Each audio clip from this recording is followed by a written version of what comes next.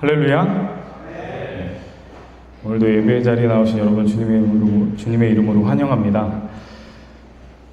어떤 이유가 됐든 여러분들 이 자리에 나와서 이렇게 함께 찬양하고 예배할 수 있어서 참 감사하다는 생각이 듭니다. 여러분들 진짜 진심을 다해서 마음을 다해서 예배하시는 분들도 참 늘 환영하고 감사하고 이곳에서 마일리지 받으러 오셔도 너무도 감사하고 환영하고 기쁜 마음으로 여러분들을 맞이하고 있습니다. 각자의 신앙의 수준과 각자의 어떤 지금 마음 상태는 다르겠지만 오늘도 우리가 함께 이 말씀 앞에 설 텐데요. 오늘 이 시간만큼은 우리가 한 성령 안에서 함께 이 말씀 앞에서 호흡할 수 있는 그런 시간이 됐으면 좋겠습니다. 한 마음으로 우리 말씀 앞에 섰으면 좋겠습니다. 알겠죠? 제가 며칠 전에 비가 그치고 나선 것 같아요. 제가 어제도 비가 많이 왔는데 비가 내렸다 그쳤다 하죠. 지금 비가 그치고 그 다음 날인가 그랬던 것 같아요. 아이들 지금 등원시키고 유치원 어린이집 가는데 등원시키고 나서 하늘을 딱 봤는데 비 오고 난 다음에 굉장히 하늘이 깨끗하잖아요. 쾌청한 거예요. 그래서 참 바쁘기도 하고 정신없이 살아가니까 이렇게 하늘 볼 일이 많지 않은데 오랜만에 올려다본 것 같아요. 그래서 제가 사진을 하나 찍었는데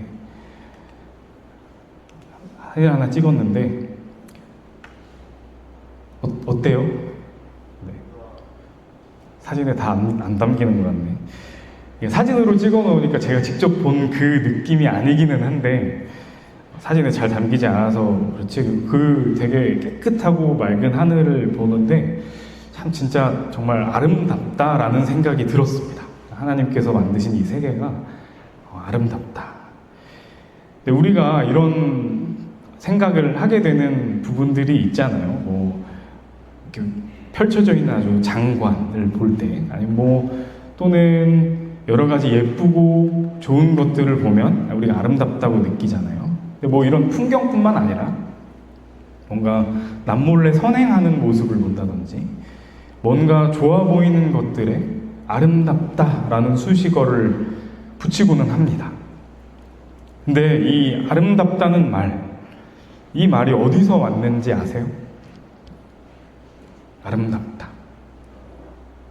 여러 가지 설이 있습니다. 정확하게는 밝혀지지 않았는데 그 중에서 가장 주목받고 있는 내용이 이겁니다. 여러분 아마 쇼폼 영상으로도 보신 분 계실 수도 있을 것 같아요. 정영돈이 나와서 아름답다라는 말의 의미를 좀 설명하는 영상이 있더라고요. 내용은 이렇습니다. 아름답다라는 말이 나답다라는 의미라는 겁니다. 그러니까 내가 나다울 때 가장 아름다운 것이다 라는 의미를 담고 있는 거죠. 이 얘기만 들으면 뭔가 굉장한 울림을 주는 이야기 같습니다. 근데 그렇다면 우리가 한 가지 해답을 가져야 이게 나답다라는 게 이해가 될 수 있잖아요. 과연 나답다라는 것은 뭘까? 여러분은 내가 어떤 사람인지 정확하게 알고 계세요? 나는 이런 사람입니다. 나는 이런 사람입니다. 설명을 이렇게 쭉 할 수는 있겠지만 한마디로 딱 정의하는 게 쉽지 않습니다. 그게 나임에도 불구하고 실제로 우리는 참 다양한 이름으로 살아갑니다. 어떤 게 진짜 내 모습인지 헷갈릴 정도. 제가 군복무 할 때도 그렇고 지금도 종종 생각하는 내용인데 제가 장교로 복무를 했거든요. 여러분들이 계급으로 불리죠, 그렇죠? 지금 계급으로 불립니다. 이렇게 군복 입고 있고 이렇게 같은 활동복 이렇게 입고 있으면 다 똑같아 보입니다. 근데 각자 자기의 모습이 분명히 있거든요. 제가 정훈 장교였기 때문에 그런 나의 모습을 발휘하게 해줄 수 있는 기회들이 있었습니다. 제가 복무할 때는 각 부대에 작은 이 도서관들이 막 생겨나고 확산되고 있을 타이밍이었거든요. 그래서 제가 근무하던 부대에 도서관이 없어가지고 장소를 확보를 하고 예산을 어떻게 확보를 해가지고 공사를 해서 여기저기서 막 책을 구해다가 도서관을 만들었던 기억이 있습니다. 그때 처음으로 제가 공장까지 가가지고 책을 떼와봤는데, 그렇게 자기 개발을 할 수 있는 여건들을 마련을 해주고 도서관에서 이렇게 연등할 수 있는 그런 시간을 주니까 우리 거기 있던 친구들이 자격증도 많이 따고 대학 합격하고 전역한 친구들도 꽤 있었어요. 그리고 또 미술이나 이런 것들 전공한 친구들은 제 숙소를 빌려줘 가면서 공모전에도 참가시키고 이런 것들을 했었습니다. 근데 여기 계신 분들도 마찬가지일 것 같아요. 다 같은 옷을 입고 그리고 계급으로 불리고 있지만 내 모습이 분명히 있을 겁니다. 내 모습. 근데 분명히 내 모습이 있는데 근데 우리는 그 모습을 정확하게 모릅니다. 정확하게 나는 어떤 모습인가, 어떤 사람인가 정확하게 알지를 못합니다. 그리고 이게 참 웃긴 게 계급으로 불리니까 다 다른 모습을 가지고 있었음에도 불구하고 다 똑같아집니다.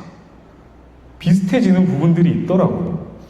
근데 이게 군에서만 그런 게 아니에요. 사회에서도 마찬가지입니다. 누군가의 아들, 누군가의 남편, 누군가의 아내, 어떤 팀의 막내, 또 여러 관계 안에서 나에게 붙여지는 이름들이 있습니다. 그리고 또 성적, 등급, 순위, 숫자로 매겨지는 이름도 있죠. 1등, 2등 이렇게 매겨지는 이름도 있습니다. 그러니까 이렇게 우리는 살면서 수없이 많은 이름을 얻게 됩니다. 근데 여러분, 그 이름들 다 누가 붙여준 거죠? 남이 붙여준 겁니다. 외부에서 내 이름을 붙여준 겁니다. 군대가 계급을 줬고요. 우리가 검사하는 어떤 검사지가 우리에게 이름을 붙여주고, 서로 맺고 있는 건 관계가 이름을 붙여주고, 우리가 치른 시험이 나에게 이름을 붙여줍니다. 이게 전부 내가 붙인 이름이 아니라는 겁니다. 그러니까 이 모든 이름들을 다 떼버리고 제거해버리고 나면 그 자리에 뭐가 남을까요? 그게 내가 되겠죠? 진짜 나는 도대체 어떤 존재인 걸까? 우리 오늘 함께 읽은 말씀, 창세기 1장 27절 말씀을 우리 함께 다시 한번 읽어볼까요? 시작. 하나님이 자기 형상 곧 하나님의 형상대로 사람을 창조하시되 나는 어떤 존재인가? 그 해답이 이 말씀 안에 있습니다.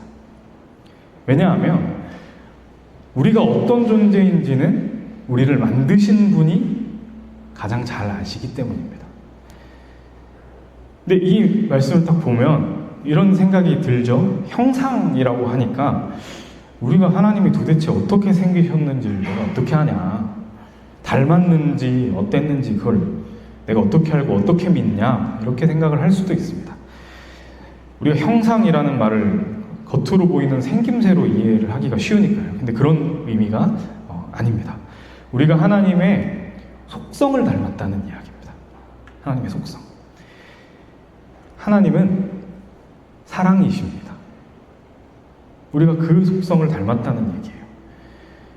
우리는 관계 맺도록 만들어졌고 사랑하도록 설계되어 있는 존재들입니다.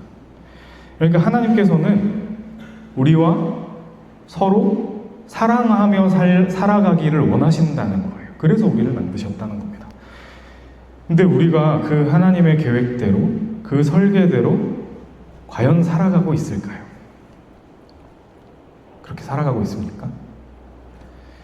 이사야 53장 6절 말씀입니다. 우리는 다 양 같아서 그릇 행하여 각기 제 길로 가거나 각기 제 길로 갔다. 그러니까 하나님은 우리를 사랑하셔서 우리를 지으셨고 서로 사랑함으로 함께 지내기를 원하셨는데 우리는 거기를 벗어나서 내 마음대로 내 멋대로 살아왔습니다. 그러니까 하나님을 사랑하고 그 사랑으로 서로 사랑하도록 지어졌는데 우리는 나만 사랑하면서 살아왔습니다. 관계 맺도록 지어졌는데 나 혼자서 그 모든 것을 짊어지고 그 무게를 버티면서 살아왔습니다. 여러분들은 어떠세요? 그렇지 않나요? 여기에 앉아있는 여러분이 우리가 지금 하나님을 알든지 모르든지 이렇게 내가 내 마음대로 내가 결정하고 내 멋대로 살아온 경험들은 우리 모두가 다 가지고 있습니다. 근데 그렇게 마음대로 살아보니까 내 맘대로 하면 다 행복하던가요? 우리는 그렇지 않다는 것을 사실 이미 알고 있습니다. 뭐 인정 안 할 수도 있죠. 나는 지금 너무 좋은데요? 내 맘대로 사는 거 너무 좋습니다 라고 얘기할 수도 있지만, 그걸 인정하든지 못하든지 사실 우리는 이미 알고 있습니다. 그냥 아무 생각 없이 의뢰 이런 얘기들 하잖아요. 사람은 누구나 외롭다. 함께 있어도 외롭다. 군중 속에 고독함이 있다. 이런 얘기들 하잖아요.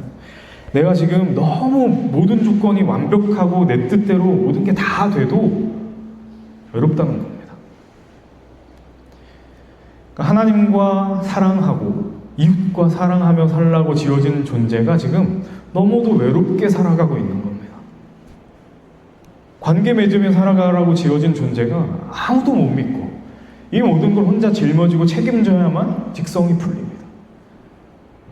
그러니까 우리가 하나님의 설계대로 살아가지 못하고 있다는 거예요. 그러니까 자꾸 삐걱거리고, 그러니까 행복하지 않은 겁니다.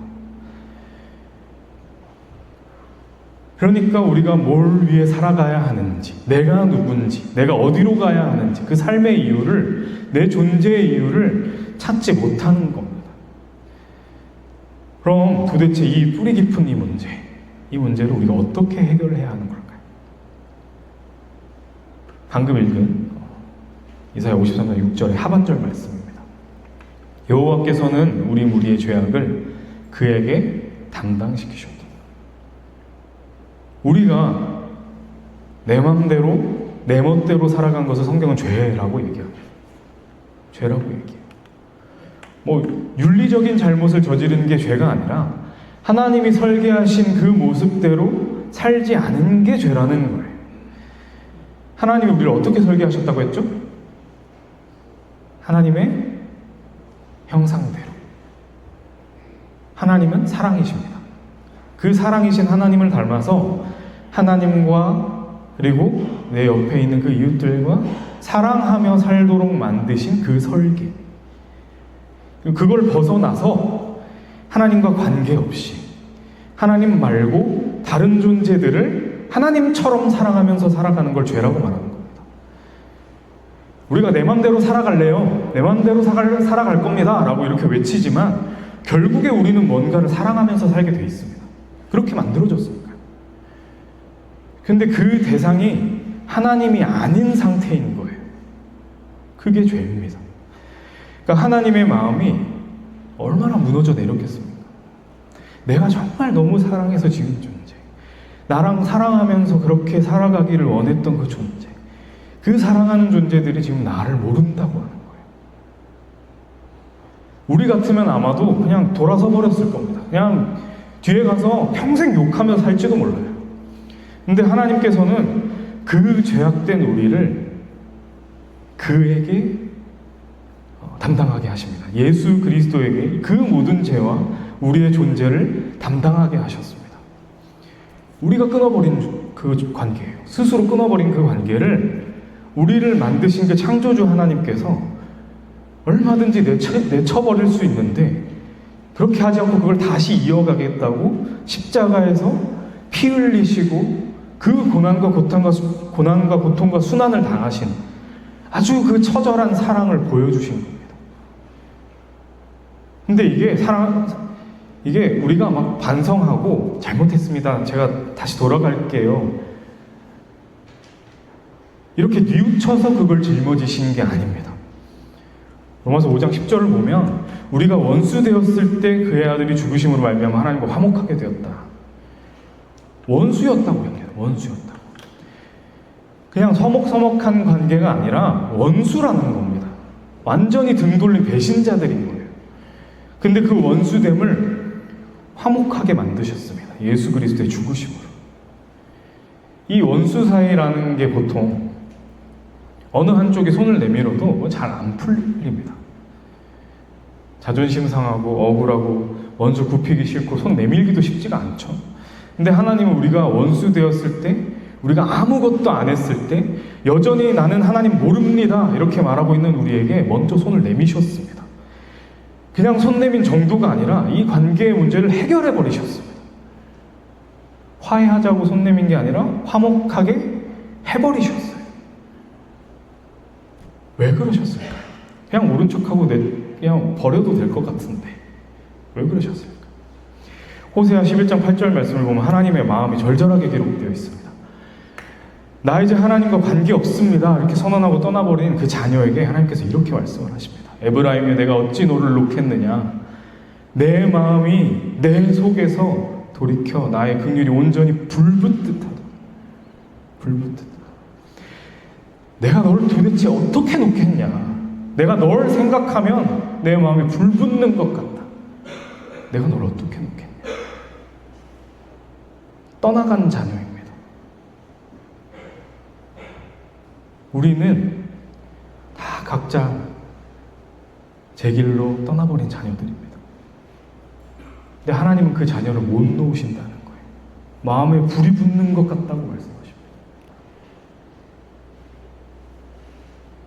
마치 이런 거예요. 자식이 집을 나가서 소식도 없고 연락도 안 되고 원수처럼 그렇게 등 돌리고 나갔는데 그 부모는 밤마다 자식의 방문을 열어보고 이부자를 펴놓고 혹시나 하고 문 앞을 서성이는 거예요. 그 떠나간 자녀를 생각하면 그 부모의 마음이 어떻겠습니까? 그런 마음에서 십자가가 나온 겁니다. 이 십자가는 그냥 문제를 해결하기 위해서 죄 해결하겠다라고 이렇게 해결하기 위해서 밟는 당연한 절차가 아닙니다.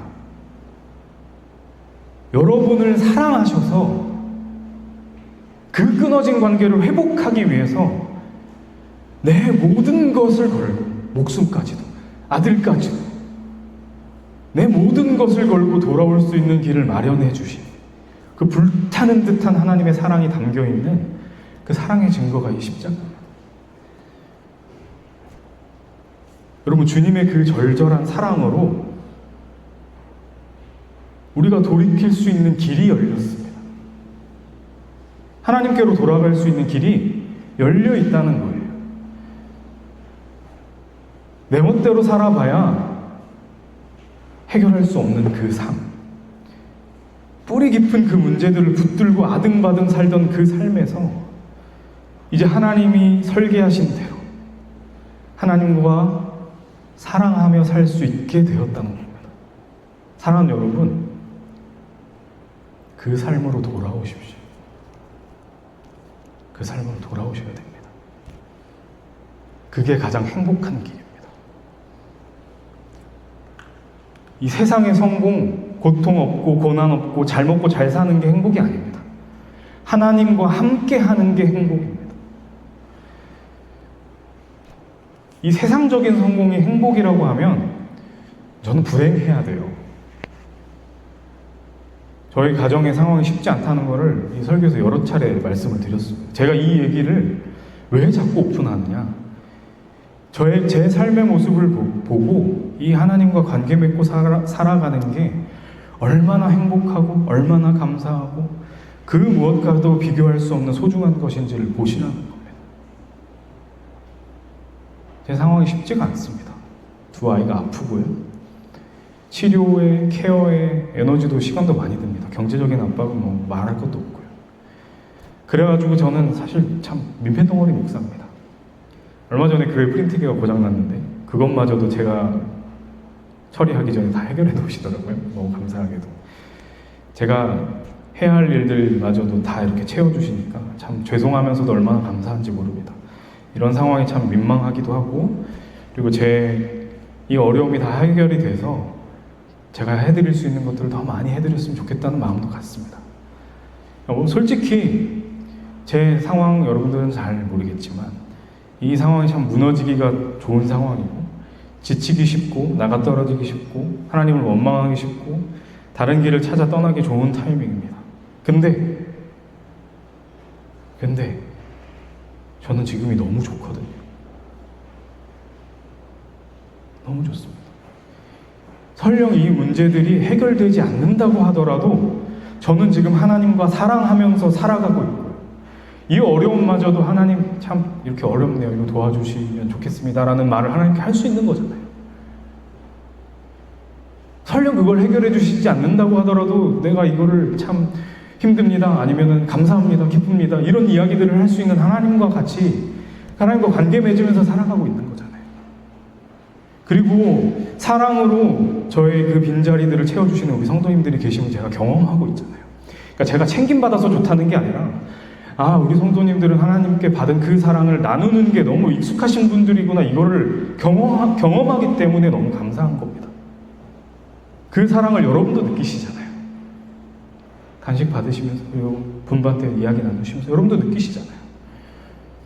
요한일서 4장 19절에 이렇게 기록을 합니다. 우리가 사랑하면 그가 먼저 우리를 사랑하셨습니다.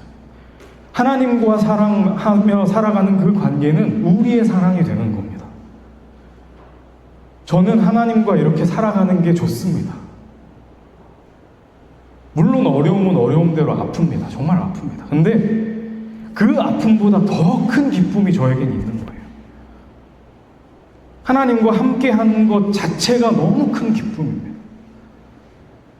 그리고 제가 하나님께 받은 그 사랑을 이 자리에서 서로 나누며 살아간다는 것 자체가 저는 너무 큰 기쁨입니다. 그리고 그렇게 사랑하면서 살아가는 사람들이 지금 내 눈앞에 있고 그 사랑이 이렇게 흘러가는 모습을 보는 게 저는 정말 말도 안 되는 기쁨입니다. 저에게는. 사랑하는 여러분, 저는 여러분이 이 기쁨, 이 행복 꼭 아셨으면 좋겠어요. 반드시 아셨으면 좋겠습니다. 이 세상이 붙여준 그 이름, 남들이 붙여준 이름, 계급, 성적, 등급, 그게 내가 아니라, 내가 내 맘대로 결정하는 내 모습이 내가 아니라 하나님 형상대로 지어진 것이 나다. 하나님과 함께 사랑하며 살아가는 게 내 존재의 이유다. 하나님께 속한 자, 나를 불붙듯이 뜨겁게 사랑하시는 그 하나님의 자녀된 것이 나다. 그 사랑으로 우리는 함께 사랑하면서 살아간다. 이게 교회입니다. 이걸 여러분들이 반드시 아셨으면 좋겠습니다. 하나님의 자녀라는 그 이름, 하나님의 형상이라는 그 이름, 그게 가장 나다운 것이다. 가장 아름다운 것이다. 이걸 깨닫고 기억하는 저와 여러분이 될 수 있기를, 그리고 그 사랑으로 우리가 함께 사랑하며 살아갈 수 있는 저와 여러분이 될 수 있기를 주님의 이름으로 간절히 축원합니다. 우리 이제 자리에서 일어나셔서 주님의 그 사랑 앞에 우리 함께 찬양으로 고백하셨으면 좋겠습니다. 나는 하나님께 속한 자, 우리 함께 찬양하겠습니다.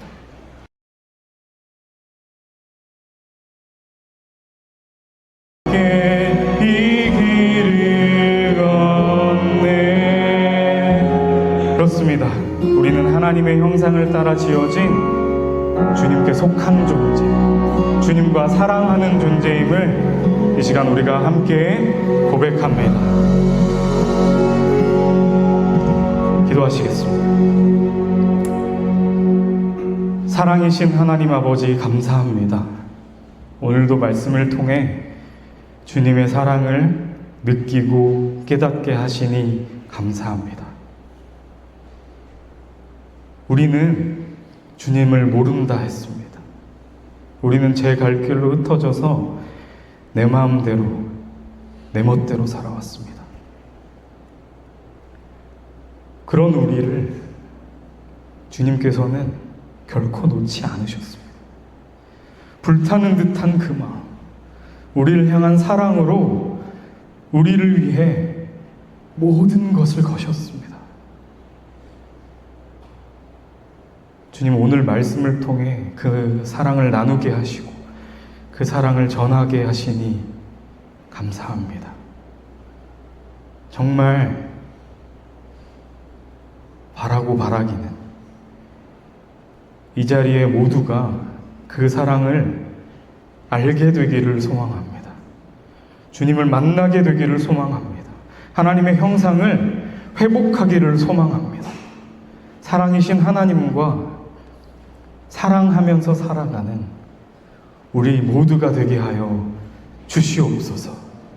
문제로 인한 어려움보다 더 큰 기쁨을 주님 안에서 누리게 하시고 주님과 함께하는 그 행복, 그 기쁨, 그 평안, 그 감사를 모두 누리는 우리 모두 되게 하여 주시고 그 모든 것을 함께 경험하며 서로 사랑하며 흘려보내는 한 사람 한 사람 되게 하여 주시옵소서.